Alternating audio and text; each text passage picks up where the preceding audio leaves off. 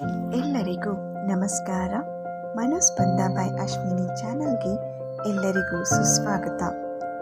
ನಮ್ಮ ಮೂಡ್ ಒಂದೇ ಥರ ಇರೋದಿಲ್ಲ. ಕೆಲವೊಮ್ಮೆ ಖುಷಿ, ಕೆಲವೊಮ್ಮೆ ಬೇಸರ ಇರುವುದು ಸಹಜ. ಆದರೆ ಒಬ್ಬ ವ್ಯಕ್ತಿಯ ಭಾವನೆ ಕ್ಷಣದಲ್ಲಿ ಅತಿಯಾದ ಉತ್ಸಾಹ, ಖುಷಿಯ ತುದಿಯಲ್ಲಿ ಹೋಗಿ ಮತ್ತೊಂದು ಕ್ಷಣದಲ್ಲಿ ತೀವ್ರ ಹತಾಶೆ, ಖಿನ್ನತೆಗೆ ಜಾರಿದರೆ ಇದನ್ನು ಮೂಡ್ ಸ್ವಿಂಗ್ಸ್ ಅಂದುಕೊಳ್ಳಲು ಸಾಧ್ಯವಿಲ್ಲ. ಇದನ್ನೇ ಮಾನಸಿಕ ಆರೋಗ್ಯದ ಭಾಷೆಯಲ್ಲಿ ಬೈಪೋಲಾರ್ ಡಿಸಾರ್ಡರ್ ಎಂದು ಕರೆಯಲಾಗುತ್ತದೆ. ಇವತ್ತಿನ ವಿಡಿಯೋದಲ್ಲಿ ಬೈಪೋಲಾರ್ ಡಿಸಾರ್ಡರ್ ಎಂದರೆ ಏನು, ಇದರ ಲಕ್ಷಣಗಳೇನು ಮತ್ತು ಇದಕ್ಕೆ ಇರುವ ಚಿಕಿತ್ಸೆಗಳು ಸರಳವಾಗಿ ತಿಳಿಯೋಣ. ವಿಡಿಯೋ ಕೊನೆಯವರೆಗೆ ನೋಡಿ. ಇಷ್ಟವಾದರೆ ಲೈಕ್ ಮಾಡಿ ಮತ್ತು ಚಾನಲ್ಗೆ ಸಬ್ಸ್ಕ್ರೈಬ್ ಮಾಡಿ. ಮೊದಲನೆಯದಾಗಿ ಬೈಪೋಲಾರ್ ಡಿಸಾರ್ಡರ್ ಅಂದರೆ ಏನು? ಇದು ಕಾರ್ಯವೈಖರಿಗೆ ಸಂಬಂಧಿಸಿದ ಒಂದು ಮಾನಸಿಕ ಆರೋಗ್ಯ ಸ್ಥಿತಿ.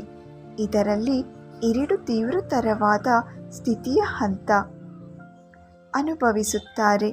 ಮೊದಲನೆಯದಾಗಿ ಮೇನಿಯಾ ಅಂದರೆ ಉನ್ಮಾದ, ಅತಿಯಾದ ಉತ್ಸಾಹ ಮತ್ತು ಶಕ್ತಿಯ ಹಂತ. ಎರಡನೆಯದಾಗಿ ಡಿಪ್ರೆಷನ್ ಅಂದರೆ ಖಿನ್ನತೆ, ಅತಿಯಾದ ಬೇಸರ ಮತ್ತು ನಿರಾಸೆಯ ಹಂತ. ಬೈಪೋಲಾರ್ ಡಿಸಾರ್ಡರ್ ಇರುವವರಲ್ಲಿ ಪ್ರಮುಖ ಲಕ್ಷಣಗಳನ್ನು ಈ ಎರಡು ಹಂತಗಳಲ್ಲಿ ವಿಂಗಡಿಸಬಹುದು. ಮೇನಿಯಾ ಲಕ್ಷಣಗಳು: ವ್ಯಕ್ತಿಗೆ ಅತಿಯಾದ ಖುಷಿ ಮತ್ತು ಆತ್ಮವಿಶ್ವಾಸ ಇರುತ್ತದೆ. ನಿದ್ರೆ ಇಲ್ಲದಿದ್ದರೂ ವಿಪರೀತ ಶಕ್ತಿ ಇದ್ದಂತೆ ಅನಿಸುತ್ತದೆ. ವೇಗವಾಗಿ ಹೋಗುವುದು, ಆಲೋಚನೆಗಳು ಕ್ಷಣ ಕ್ಷಣಕ್ಕೂ ಬದಲಾಗುವುದು. ಯೋಚನೆ ಮಾಡದೆ ಅಪಾಯಕಾರಿ ಅಥವಾ ಅನಗತ್ಯ ನಿರ್ಧಾರಗಳನ್ನು ತೆಗೆದುಕೊಳ್ಳುವುದು. ಉದಾಹರಣೆಗೆ, ಅತಿಯಾಗಿ ಹಣ ಖರ್ಚು ಮಾಡುವುದು. ಎರಡನೆಯದಾಗಿ ಡಿಪ್ರೆಷನ್ ಸಂಭವಿಸಿದ ಲಕ್ಷಣಗಳು: ಖಿನ್ನತೆಯ ಹಂತ, ಅತಿಯಾದ ಬೇಸರ, ಹತಾಶೆ ಮತ್ತು ಭರವಸೆ ಇಲ್ಲದ ಭಾವನೆ. ಯಾವ ಕೆಲಸದಲ್ಲೂ ಆಸಕ್ತಿ ಇಲ್ಲದಿರುವುದು.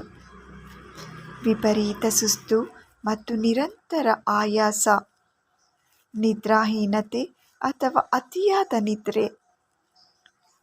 ತಮ್ಮ ಬಗ್ಗೆ ತಮಗೆ ನಕಾರಾತ್ಮಕ ಆಲೋಚನೆಗಳು ಕೂಡ ಬರುತ್ತವೆ.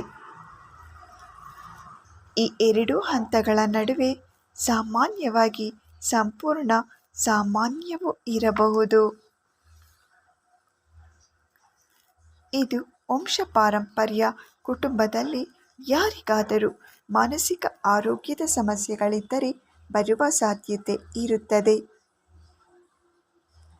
ತೀವ್ರ ಮಾನಸಿಕ ಒತ್ತಡ ಜೀವನದಲ್ಲಿ ಉಂಟಾಗುವ ದೊಡ್ಡ ದುರಂತಗಳು ಅಥವಾ ತೀವ್ರ ಒತ್ತಡವನ್ನು ಪ್ರಚೋದಿಸಬಹುದು. ಬೈಪೋಲಾರ್ ಡಿಸಾರ್ಡರ್ ಅನ್ನು ಸೂಕ್ತ ಚಿಕಿತ್ಸೆಯಿಂದ ಸಂಪೂರ್ಣವಾಗಿ ನಿಯಂತ್ರಣದಲ್ಲಿಡಬಹುದು ಮತ್ತು ಸಾಮಾನ್ಯ ಜೀವನ ನಡೆಸಬಹುದು. ಮನೋವೈದ್ಯರ ಸಲಹೆ: ಸರಿಯಾದ ರೋಗ ನಿರ್ಣಯಕ್ಕಾಗಿ ಮನೋವೈದ್ಯರನ್ನು ಭೇಟಿ ಮಾಡುವುದು ಬಹಳ ಮುಖ್ಯ. ಎರಡನೆಯದಾಗಿ ಸೈಕೋಥೆರಪಿ ಮತ್ತು ಕೌನ್ಸಿಲಿಂಗ್.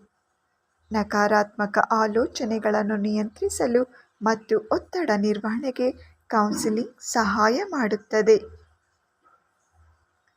ಜೀವನ ಶೈಲಿ ಬದಲಾವಣೆ: ಪ್ರತಿದಿನ ಸರಿಯಾದ ಸಮಯಕ್ಕೆ ನಿದ್ದೆ ಮಾಡುವುದು, ಪೌಷ್ಟಿಕ ಆಹಾರ, ವ್ಯಾಯಾಮ ಮತ್ತು ಕುಟುಂಬದವರ ಬೆಂಬಲ ಅತ್ಯಗತ್ಯ. ಆತ್ಮೀಯರೇ, ಮಾನಸಿಕ ಆರೋಗ್ಯದ ಬಗ್ಗೆ ಮಾತನಾಡುವುದು ಯಾವುದೇ ಮುಜುಗರದ ವಿಷಯವಲ್ಲ. ನಿಮಗಾಗಲಿ ಅಥವಾ ನಿಮ್ಮಿಷ್ಟದವರಿಗಾಗಲಿ ಇಂತಹ ಲಕ್ಷಣಗಳು ಕಂಡುಬಂದರೆ ಹಿಂಜರಿಯದೆ ಮನೋವೈದ್ಯರು ಅಥವಾ ಕೌನ್ಸಿಲರ್ಗಳ ಸಹಾಯ ಪಡೆಯಿರಿ. ಈ ಮಾಹಿತಿ ನಿಮಗೆ ಉಪಯುಕ್ತ ಅನಿಸಿದರೆ ದಯವಿಟ್ಟು ವಿಡಿಯೋವನ್ನು ಲೈಕ್ ಮಾಡಿ, ನಿಮ್ಮ ಸ್ನೇಹಿತರು ಮತ್ತು ಕುಟುಂಬದೊಂದಿಗೆ ಶೇರ್ ಮಾಡಿ. ಮತ್ತಷ್ಟು ಮಾನಸಿಕ ಆರೋಗ್ಯದ ಬಗ್ಗೆ ಮಾಹಿತಿಗಾಗಿ ಮನೋಸ್ಪಂದ ಬೈ ಅಶ್ವಿನಿ ಚಾನಲನ್ನು ಸಬ್ಸ್ಕ್ರೈಬ್ ಮಾಡಿ. ಧನ್ಯವಾದಗಳು.